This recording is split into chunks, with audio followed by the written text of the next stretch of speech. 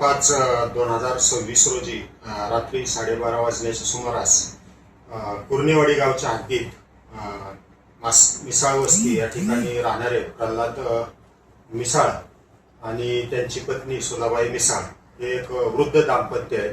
ते घरात असताना रात्री 12:30 वाजण्याच्या सुमारास यातील अनोळखी आरोपींनी त्यांच्या घराच्या सोफ्याची ग्रिलची कडी हातात घालून काढली आणि चाकूचा धाक दाखवून सदर वृद्ध दाम्पत्याला लाथाबुक्क्यांनी मारहाण करून त्यांच्या गळ्यातील सोन्याचे दागिने जबरदस्तीने चोरून घेऊन गेलेले होते.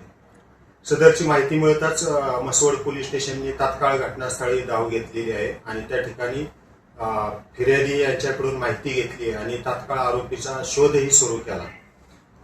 यातील फिर्यादी यांनी गुन्हा दाखल केल्यानंतर माननीय पोलीस अधीक्षक श्री निखिल पिंगळे साहेब यांच्या मार्गदर्शनानुसार आम्ही स्वतः माननीय अपर पोलीस अधीक्षक वैशाली कडूकर मॅडम, एलसीबीचे पीआय विश्वजित घोडके यांनी घटनास्थळाला भेट दिली आणि पोलीस म्हसवडचे प्रभारी अधिकारी कोमन साहेब आणि एलसीबीचे पीएसआय शिंगाडे साहेब यांच्या मार्गदर्शनाखाली 2 पथके तयार केली आणि त्यांनी तात्काळ सदर गुन्ह्याचा तपास चालू केला.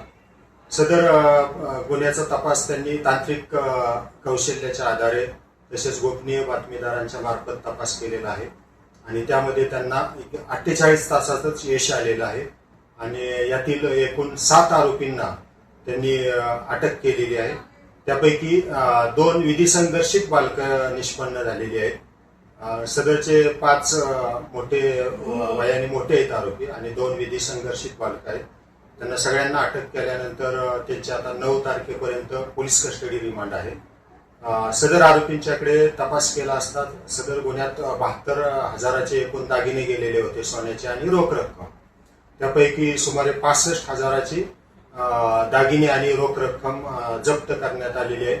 तसेच आरोपींनी गुन्ह्याच्या तपासात वापरलेली एक मोटरसायकल जप्त केलेली आहे. सदर गुन्ह्याच्या तपासामध्ये आरोपी दादा बुदावले, संजय बुदावले, महादेव बुदावले, हर्षद बुदावले, ऋतिक बनसोडे हे आरोपी अटक केलेले आहेत आणि 2 विधी संघर्ष बालिकांना ताब्यात घेऊन बाल न्याय मंडळासमोर हजर केलेला आहे.